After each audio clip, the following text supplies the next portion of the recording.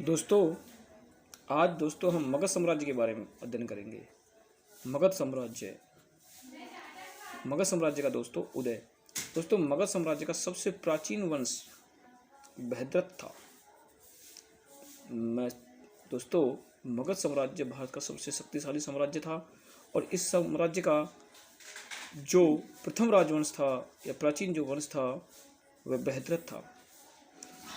इसका शासक बृहद्रथ था और जिसने अपनी राजधानी राजगृह, ग्रीव्रज, वसुमती या कुशग्रपुर बनाई थी। इस राजगृह को अन्य नामों से जाना जाता है, जिसकी ग्रीव्रज, वसुमती, कुशग्रपुर आदि थे। यही बृहद्रथ जरासंध का पुत्र था, जिसकी जानकारी हमें महाभारत व पुराणों से मिलती है। यह वही जरासंध था जिसे पांडुपुत्र भीम अर्थात जो 5 पांडु थे, उस 5 पांडवों में एक भीम था। भीम ने इस जरासंध का वध किया था, इसको मारा था। इसकी जानकारी हमें कहाँ से मिलती है? महाभारत से व पुराणों से मिलती है। बृहद्रथ वंश का अंतिम शासक रिपुंजय हुआ। ये तो था मगध साम्राज्य का प्राचीन वंश। लेकिन जो मगध साम्राज्य के 2-4 राजवंश या मगध साम्राज्य के प्रमुख 4 वंश उभर के जो सामने आए थे वे थे हर्यक वंश, शिशुनाग वंश, नंद वंश और मौर्य वंश। इसको हम ट्रिक से भी याद रख सकते हैं। ट्रिक है हसीन मासुका। अर्थात ह से हो जाएगा हर्यक वंश, सी से हो जाएगा शिशुनाग वंश, न से हो जाएगा नंद वंश और मां से हो जाएगा मौर्य वंश। यहाँ हम बात करें न से नंद वंश और मां से मौर्य वंश। यहाँ हम देखते हैं पहले नंबर पर हर्यक वंश। हर्यक वंश के जो शासक थे वो था पहला, जो हर्यक वंश का संस्थापक था वो पहला था बिंबिसार। उसके बाद दूसरा था अजातशत्रु और तीसरा था उदयन और चौथा था नागदशक। इसको हम ट्रिक से याद रख सकते हैं। ट्रिक है बीमारी अज्ञात होती है, अर्थात बीमारी का कोई पता नहीं होता, लेकिन डाइन नाग के समान डसती है। यहाँ याद करते हैं, बीमारी अज्ञात होती है लेकिन डाइन नाग के समान डसती है, अर्थात दर्द ऐसा देती है जैसे नाग डस देता है। यहाँ बीमारी से हो जाकर बिंबिसार, अज्ञात से हो जाकर अजातशत्रु, डाइन से हो जाकर उदयन और नाग से हो जाकर नागदशक। ये थे वंश। अब हम बात करें अगला, इसका जो शासक हुआ था पहला हर्यक वंश का वो था बिंबिसार। ये हर्यक वंश का संस्थापक था। ये मगध की गद्दी पर 544 ईस्वी में बैठा था, जिसने लगभग 52 वर्षों तक मगध पर शासन किया था। इसकी राजधानी राजगृह थी और बिंबिसार के उपनाम भी थे जिनको क्षेत्रोजस अर्थात ये क्षेत्रोजस जो नाम है इसका, ये मत्स्य पुराण में देखने को मिलता है और दूसरा नाम था श्रेणिक, ये जैन साहित्य में मिलता है। और तीसरा था सैन्य। ये इसलिए नाम था इसका क्योंकि इसके पास विशाल सेना थी। ये बौद्ध धर्म का क्या था? अनुयायी था। बिंबिसार था वो बौद्ध धर्म का अनुयायी था, अर्थात बौद्ध धर्म को मानने वाला था। इन्होंने अपने साम्राज्य के विस्तार के लिए अन्य राज्यों से वैवाहिक संबंध स्थापित किए। वैवाहिक संबंधों द्वारा भी इन्होंने अपने राज्य का विस्तार किया।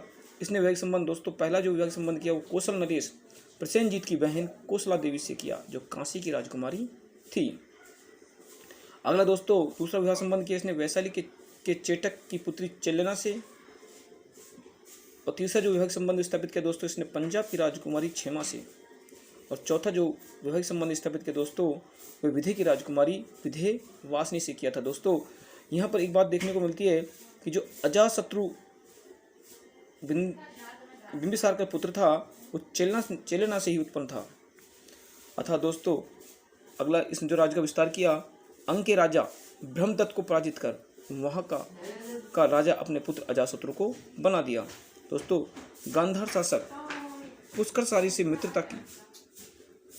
अवंती के शासक चंडप्रघोत के पास अपने राजवेद जीवक को भेजा और उसका उपचार किया और उससे भी अपनी मित्रता संबंध स्थापित किए। इस प्रकार इसने बिंबिसार ने अपने शासन का क्या किया, विस्तार किया। 492 ईसा पूर्व में इसकी पुत्र अजातशत्रु ने इसकी हत्या कर दी और अपने पिता बिंबिसार की हत्या कर अजातशत्रु क्या बन गया, शासक बन गया। अजातशत्रु दोस्तों 492 ईस्वी पूर्व गद्दी पर बैठा। अजातशत्रु ने लगभग 32 वर्षों तक मगध पर शासन किया। अजातशत्रु ने लगभग 32 वर्षों तक मगध पर शासन किया। इसके काल में प्रथम बौद्ध संगति का आयोजन हुआ, अर्थात अजातशत्रु के काल में प्रथम बौद्ध संगति का आयोजन हुआ था। अजातशत्रु का उपनाम दोस्तों कुणिक भी था। अजातशत्रु को कुणिक उपनाम से पुकारा जाता था। अजातशत्रु ने प्रमुख युद्ध किए थे दोस्तों, काशी व वज्जी पर विजय प्राप्त की थी। काशी और वज्जी पर विजय प्राप्त की थी। इस अजातशत्रु ने अपने ननिहाल में क्या किया था, शत्रुता की थी और उस पर क्या प्राप्त की थी, विजय प्राप्त की थी। दोस्तों ये हमने पढ़ा था अभी थोड़ी देर पहले। इसका ननिहाल था कौशल और वज्जी। वैशाली, चेटक, चिल्लना और कौशल काशी नरेश प्रसन्नजीत की बहन कौशला देवी। दोस्तों इसने अपने ननिहाल पक्ष से विजय प्राप्त की थी। अगला दोस्तों, अजातशत्रु प्रारंभ में जैन धर्म का अनुयायी था। अजातशत्रु प्रारंभ में तो जैन धर्म का अनुयायी था। अजातशत्रु के मंत्री वर्षाकार और सुनिधि थे। अजातशत्रु के जो प्रमुख मंत्री थे जिनकी सहायता से बड़े बड़े युद्ध जीतता था वो थे वर्षाकार और सुनिधि। दोस्तों इसके पास 2 अस्त्र भी थे जिनका प्रयोग इसने काशी और वज्जी पर विजय प्राप्त करने के लिए किया था। वो 2 अस्त्र थे दोस्तों, महाशिलाकंटक और रथमूसल। दोस्तों महाशिलाकंटक जो अस्त्र था उसमें यह था कि इस अस्त्र की सहायता से बड़े बड़े पत्थरों को सेना के ऊपर फेंका जाता था जिससे संपूर्ण सेना का क्या हो जाए, सर्वनाश हो जाए। दूसरा रथमूसल। रथमूसल की सहायता से दोस्तों दूसरा रथमूसल था। रथमूसल की सहायता से दोस्तों रथ के आगे एक पंखा लगाया जाता था, ये अस्त्र लगाया जाता था जिससे सैनिकों पर क्या किया जाता, प्रहार किया जाता था। दूसरा 461 ईसा पूर्व इसके 2 पुत्र हुए। 461 ईसा पूर्व इसके पुत्र उदयन ने इसकी क्या कर दी, हत्या कर दी। 461 ईसा में इसके पुत्र उदयन ने इसकी क्या कर दी, हत्या कर दी और स्वयं उदयन क्या बैठ गया, गद्दी पर बैठ गया।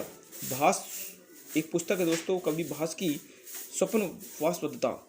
इसमें बताया गया कि इसकी पुत्री वस्त्रजा पुत्री थी उदयन की, इसने उसका विवाह वस्त के राजा उदयन से किया था। दोस्तों अगला है उदयन। तीसरा जो मगध शासक हुआ दोस्तों वो था उदयन। उदयन 461 से 445 ईस्वी में शासक बना। उदयन ने अपनी राजधानी पाटलिपुत्र बनाया। उदयन ने अपनी राजधानी क्या कर दी दोस्तों, बदल दी और अपनी राजधानी किसको बना लिया, पाटलिपुत्र को बना लिया। उदयन जैन धर्म का अनुयायी था। जो उदयन था वो जैन धर्म का अनुयायी था, जैन धर्म को मानने वाला शासक था। चौथा जो शासक हुआ था दोस्तों वो हुआ था नागदशक। नागदशक को उसके अमात्य शिशुनाग ने ही उसके पद से अपदस्थ कर दिया और शिशुनाग वंश की क्या कर दी, स्थापना कर दी। इसलिए दोस्तों ये यहाँ पर आकर हर एक वंश समाप्त हो गया और दूसरे राजवंश शिशुनाग वंश की स्थापना हो गई। दोस्तों शिशुनाग वंश में प्रथम जो शासक हुआ था वो शिशुनाग था, दूसरा कालाशोक और 8वां शासक माना जाए, तीसरा शासक कहें हम दोस्तों नंदीवर्धन था। दोस्तों शिशुनाग वंश में प्रथम जो शिशुनाग था वो 412 ईस्वी में शासक बना। इसकी राजधानी दोस्तों वैशाली थी।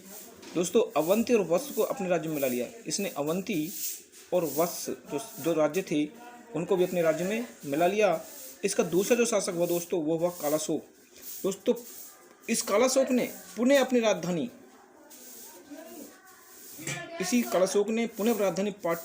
राजधानी को वैशाली से पाटलिपुत्र ले गया। दोस्तों इसी कालाशोक के शासनकाल में द्वितीय बौद्ध संगति का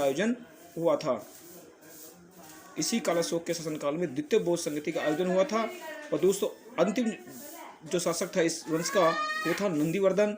शिशुनाग वंश का अंतिम शासक था नंदीवर्धन। इस शिशुनाग वंश का अंतिम शासक हुआ। तो दोस्तों इसके बाद तीसरा राजवंश जो मगध में प्रारंभ हुआ दोस्तों वो था नंद वंश। दोस्तों इसका जो प्रथम शासक था वो महापद्म नंद था। और दोस्तों जो 8वां शासक था देखेंगे तो था घनानंद। दोस्तों महापद्म नंद शूद्र शासक था। महापद्म नंद शूद्र शासक था। दोस्तों शूद्र शासक अर्थात निचली जाति से था। दोस्तों इसकी प्रमुख उपाधि थी सर्वछत्रांतक, उग्रसेन, भार्गव, एकरार, एक छत्र। दोस्तों इसने कलिंग पर विजय प्राप्त कर ली। दोस्तों इसके बाद इसका जो अगला शासक था वो घनानंद था, नंद वंश का अंतिम शासक, अर्थात घनानंद को नंद वंश का अंतिम शासक माना जाता है। इसी घनानंद ने चाणक्य को अपनी सभा से अपदस्थ किया, अर्थात अपमानित करके भगा दिया। इसी के कारण नंद वंश का दोस्तों क्या हो गया, पतन हो गया। दोस्तों ये थे मगध साम्राज्य का पार्ट फर्स्ट का उत्कर्ष या उदय। अगला वीडियो दोस्तों जल्दी ही आपके सामने लेकर उपस्थित होंगे। तो दोस्तों यदि वीडियो अच्छा लगा हो तो लाइक करें, शेयर करें, सब्सक्राइब करें। जय हिंद, जय भारत।